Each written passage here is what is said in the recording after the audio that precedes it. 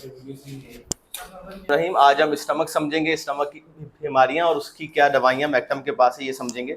थोड़ा सा हम समझने देखें। जिस्म में सिर्फ 4 चीज़ें, पांचवी कोई चीज़ नहीं है। 4 कौन कौन सी चीज़ें? सेल, टिश्यू, ऑर्गन और सिस्टम। जिस्म के कोई भी हिस्से की बात होगी वो 4 चीज़ों में से एक है। या तो सेल होगा, या टिश्यू होगा, या ऑर्गन होगा, या सिस्टम होगा। फॉर एग्जाम्पल हार्ट क्या है? ऑर्गन है, ठीक है। नेफ्रॉन क्या है? सेल है, ठीक है। हड्डियाँ क्या है? हड्डियाँ जो है टिश्यू है, सही है। तो जिस्म में सिर्फ 4 चीज़ें हैं, पांचवी कोई चीज़ नहीं है। या तो सिस्टम होगा, जैसे कि डाइजेस्टिव सिस्टम है, रिस्पिरेटरी सिस्टम है, सही है। तो मतलब जिस्म के कोई भी हिस्से की बात होगी या किसी बीमारी की बात होगी तो हम 4 में से एक हिस्से की बात करेंगे। तो आज जो हम हिस्सा पढ़ने जा रहे हैं वो स्टमक है। स्टमक क्या? एक ऑर्गन है, ठीक है। हर ऑर्गन जो है एक सिस्टम का हिस्सा होता है, सही है। जितने भी ऑर्गन है वो एक सिस्टम का हिस्सा है। सिस्टम के बगैर कोई ऑर्गन नहीं होगा। सबसे बड़ा ऑर्गन जो पूरी बॉडी में है वो स्किन है, लेंथ के हिसाब से। अगर हम स्किन को बाहर खोल के रखें तो हम देखें स्किन सबसे बड़ा ऑर्गन है, सही है। तो इसी तरह स्टमक भी ऑर्गन है। किस चीज़ का ऑर्गन है स्टमक? एलिमेंट्री कैनाल का ऑर्गन है, डाइजेस्टिव सिस्टम का ऑर्गन है, सही है। स्टमक क्या है? Stomach is a hollow muscular organ. Hollow मतलब अंदर से खाली है, मस्कुलर यानी कि मसल्स बेस्ड है। ये जो ऑर्गन है ये हड्डियों से बना हुआ नहीं, ये मसल से मिलकर बना हुआ है, सही है। अच्छा, स्टमक को देखें तो स्टमक का जो ऊपर वाला हिस्सा ये कहलाता है कार्डिक एंड। ये बिल्कुल यहाँ सेंटर में होता है, जो मेरा ये बटन है ये क्या कहलाता है? Cardiac end of stomach. Cardiac and क्यों कह रहे हैं? क्योंकि ये हार्ट के पास है, ये रहा हार्ट, ये रहा कार्डिक एंड, तो इसलिए हम इसको कार्डिक एंड कहते हैं। जब सीने में जलन होती है तो पेशेंट ये पकड़ता है, तो बेसिकली वो यहाँ हो रहा होता है, यहाँ से गैस ऊपर चढ़ रही होती है, जो हार्ट बर्न हम कहते हैं, सही है। तो वो कहाँ मसला आ रहा होता है? कार्डिक एंड पे, ठीक है। तो पेशेंट समझ रहा होता है कि हार्ट का इशू है, जो हम आगे मेडिसिन में भी देखेंगे कि हमारी कौन कौन सी अधिकार इसमें काम करती है। तो कार्डिक एंड ऑफ स्टमक कहाँ होता है? यहाँ पे। इसका मतलब अगर पेशेंट या डॉक्टर आपको बता रहा है कोई भी कि मेरे यहाँ दर्द हो रहा है, तो आप समझ जाए ये स्टमक पेन है। ये स्टमक का पहला पार्ट है जिसको हम कार्डिक एंड बोल रहे हैं, ठीक है। कार्डिक एंड, अच्छा ये कहाँ से जोड़ रहा है? एसोफेगस यानी कि खाने की नाली से जोड़ता हुआ। जहाँ खाने की नाली और मैदा शुरू होता है उसको हम कार्डिक एंड कहते हैं, क्योंकि ये हार्ट के पास है। इसके बाद फंडस है, बॉडी है, बहुत ज़्यादा डिटेल में आपको जाने की जरूरत नहीं है। ये एंड वाला पार्ट जो है ये कहलाता है पाइलोरिक एंड। ये पाइलोरिक एंड वो हिस्सा है, ये बातें कुछ इंपॉर्टेंट है, मैं आपको बताऊंगा वो क्यों। पाइलोरिक एंड वो हिस्सा है जो कि छोटी आंत से मिल जाता है। अब यहाँ पे 2 बातें आ गई। जो हिस्सा एसोफेगस को स्टमक से मिला रहा है वो कहलाता है कार्डिक एंड। जो हिस्सा स्टमक को छोटी आंत से मिला रहा है वो कहलाता है पाइलोरिक एंड। पाइलोरिक एंड इसको क्यों बोल रहे हैं? क्योंकि यहाँ पे एक बैक्टीरिया होता है, उसका नाम है एच पाइलोरी, हेलिकोबैक्टर पाइलोरी, जिससे एच पाइलोरी होता है। ये हम सब के मैदे के अंदर है, ठीक है। ये क्या कर रहा है? खाना हजम करने में मदद दे रहा है। जब एच पाइलोरी बढ़ जाता है तो ये पाइलोरिक एंड से ट्रेवल करता हुआ कार्डिक एंड पे आ जाता है, और यहाँ पे जो स्टमक की वॉल्स है उसको खाना शुरू कर देता है, फिर स्टमक अल्सर होता है, सही है। स्टमक अल्सर की वजह जो एच पाइलोरी है, तो एच पाइलोरी सबके अंदर है। हमारे अंदर बहुत सारे बैक्टीरिया, जैसे हमारी आंतों में इकोलाई है। इकोलाई क्या कर रहा है? इकोलाई हमारे विटामिन B12 बना रहा है। जब इकोलाई बढ़ जाता है तो पेशेंट को जो है डायसेंट्री हो जाती है, यानी कि मोशन लग जाते हैं। मतलब वही बैक्टीरिया जो कि काम का था, जब वो बढ़ गया तो उसने हमें नुकसान पहुंचाया। मतलब हर चीज़ अल्लाह ने एतदाल में बनाई है। जो चीज़ एतदाल से हट जाएगी वो फिर आपको नुकसान देगी, चाहे वो बैक्टीरिया हो। तो ये एच पाइलोरी क्या करता है? ये आपको स्टमक अल्सर करता है। इसका मतलब क्या हुआ? ये आज हमने एक और बार सीखी कि स्टमक खुद ही अपना बाज दफा दुश्मन बन जाता है एच पाइलोरी बढ़ने की सूरत में। एच पाइलोरी कब बढ़ता है? बॉडी में ना हर चीज़ की अल्लाह ताला ने रखी है pH, power of hydrogen. Acid base जो स्कूल में पढ़ते आ रहे हैं, एसिड ये होता है, अगर पीएच 60 से कम है तो एसिडिक है, 60 से बड़ी हुई है तो एल्केलाइन है।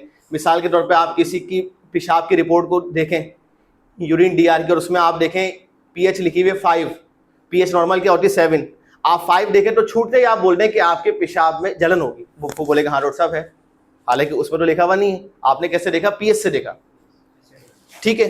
तो जब स्टमक की पीएच मुस्तकिल 2 रहती है, दो आप समझे कितना ज्यादा एसिडिक एनवायरनमेंट हो गया। जब मैदे की पीएच मुसलसल 2 रहती है तो ये एच पाइलोरी के लिए एनवायरनमेंट मिलता है कि वो ग्रो करता है, और वो पाइलोरिक एंड से कार्डिक एंड पे आ जाता है, ठीक है। अगर हम स्टमक की पीएच को एल्केलाइन पे लेते जाएंगे तो एच पाइलोरी अपनी मौत मर जाएगा। हमारी दवा बेसिकली क्या कर रही है और एलोपैथिक में क्या फ़र्क है कि हम स्टमक की पीएच को बैलेंस कर रहे हैं, हम उसके एसिड के एनवायरनमेंट को कम कर रहे हैं। जो डॉक्टर सवाल करते हैं ये कि आप तो एंटीबायोटिक नहीं दे रहे, फिर ये मर क्यों रहा है? हर बैक्टीरिया को चाहिए एक एनवायरनमेंट, सही है ना। जब वो एनवायरनमेंट उसको नहीं मिलेगा अपनी मौत वो मर जाएगा। तो एच पालोडी जो हमारी अद्वियात से मर रहा है, अभी आगे बताऊंगा कौन कौन सी मैक्टम की इस्तेमाल हो रही हैं उसकी वजह।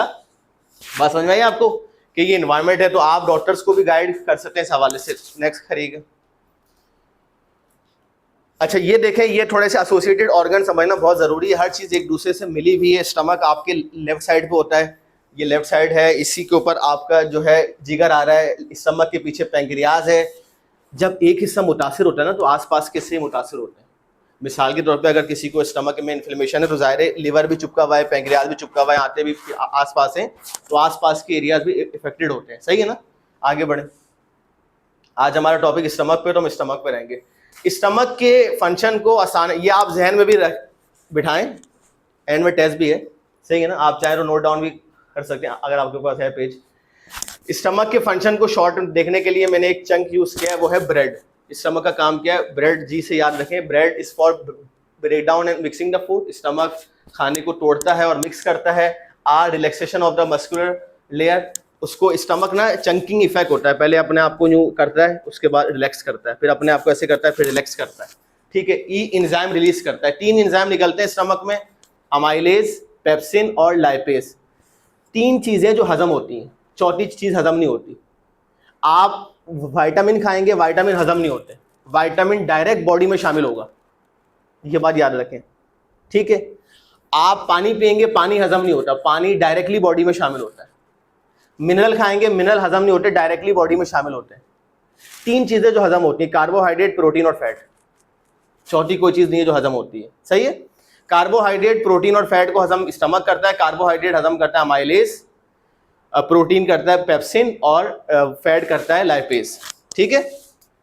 इसके बाद एसिड HCl निकलता है, hydrochloric acid, digestion of food और गैस्ट्रोइंटेस्टाइनल मोटिलिटी, यानी कि हजम करने के बाद वो खाने को आगे बढ़ाता है। नेक्स्ट करें। कोई सवाल हो तो फिर आप अपने ध्यान में रख सकते हैं। अब हम बीमारियों पे आ जाते हैं। ये शॉर्ट इंट्रो था ताकि आपकी थोड़ी सी बेस बने, बैकग्राउंड बने। बेसिक हमारा मोटिव तो बीमारी और उसके अद्वियात को समझना है और डॉक्टर को आप क्या बताएंगे वो है। आगे बढ़े। कुछ कॉमन बीमारियां मैंने बताई हैं आपको स्टमक की जो होती हैं, जो कंप्लेन अक्सर डॉक्टर के पास आता है पेशेंट। एक तो हार्टबर्न यानी कि सीने में जलन का होना। ये बेसिकली कब होगा? जब स्टमक की पीएच, अगर मैं मेडिकल अल्फाज में बताऊं तो स्टमक की पीएच जब कम हो जाएगी तो एसिडिक एनवायरनमेंट होगा, हार्टबर्न, सीने में जलन। दूसरा आप देखें इंक्रीज एसिडिटी। सही ना? बल्जिंग या बर्पिंग एसिडिटी। आपने अक्सर रमजानों में नोट किया होगा, शहरी में पानी पी के सो जाए, ऐसा लगता है पानी ऊपर तक आ रहा है ना, तो उस तरह की कैफियत भी होती है। गैस्ट्राइटिस, टिस जहाँ आ जाए ना वहाँ इसका मतलब है inflammation. Hepatitis, inflammation of the liver, जहाँ भी आ जाए ना टिस, उसका मतलब इन्फ्लेमेशन है। गैस्ट्रिक को स्टमक कहते हैं, गैस्ट्राइटिस स्टमक की सूजन। अल्सर, वो मैंने बात की, अल्सर का मतलब है जख्म होना। अल्सर को ऐसी चीज नहीं है कि क्या हो गया, अल्सर का मतलब सिंपल जख्म होना। मैं आपके यहाँ पे चोट लगाऊं, खाल हट जाए, ये अल्सर है। सही है? इसी तरह अल्सर में मैदे में हो जाता है, लेकिन अगर अल्सर का इलाज नहीं किया जाएगा तो यही अल्सर कैंसर बन जाता है आगे जाके ना, क्योंकि एच पाइलोरी कन्वर्ट कैंसर में होता है। इसका आखिरी स्टेज जो है वो कैंसर है। फिर स्टमक में होल हो जाते हैं, सुराख हो जाते हैं, वहां से फिर ब्लीडिंग स्टार्ट होती है, फिर एट द एंड इंसान की मौत। सही है? आप देख रहे हैं स्टमक एक हल्की सी चीज आगे जाके कितना आपको हार्मफुल साबित करी है। एच पाइलोरी की अभी हमने बात की थी, इस तरह के आप ये देखें मैदे पे ही अल्सर कर देता है, जख्म कर देता है कहीं पर भी। आगे बढ़े। और इस तरीके से सीवियर पेन होता है। हार्ट बर्न के रीजन क्या क्या है, क्या क्या वजूहात हैं कि ये आपको स्टमक की कंप्लेन आ सकती है? सबसे पहले तो बैड डाइट है। सबकी आजकल रूटीन है, बच्चे हो, बड़े हो, बूढ़ा हो, के बाहर का खाना, बैड डाइट, खाने की रूटीन हमारी सही नहीं है। ओबेसिटी का होना, मोटापा खुद एक बहुत बड़ी वजह है बहुत सारी बीमारियों को जन्म देने की। Unhealthy life style, smoking, cold drink का इस्तेमाल, मेडिकेशन, ये बड़ी अहम चीज़ है कि अगर कोई दवाइयाँ खा रहा है, खासतौर पर एलोपैथिक की, उसको स्टमक की प्रॉब्लम रहती है। सही है ना? कोई एंटीबायोटिक खा रहा है, ज़ाहिर है वो दवाइयाँ भारी होती हैं, तो आप डॉक्टर्स को बता सकते हैं कि सर अक्सर होम्योपैथिक डॉक्टर्स के पास जब पेशेंट आता है तो वो एलोपैथिक दवा खाने के बाद ही आता है। फॉर एग्जांपल टाइफाइड के ट्रीटमेंट के बाद आता है, तो आप ज़रूर हमारी ये स्टमक की दवा साथ रखें।